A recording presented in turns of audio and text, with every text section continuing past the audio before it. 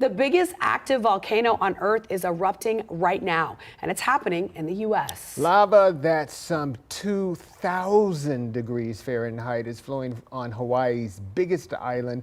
It's been nearly 40 years, they say, since Mauna Loa erupted on Hawaii's Big Island. Scientists say the lava is flowing into the northeast rift zone. They say it should slow down in that flat terrain and likely stop before reaching the large town below.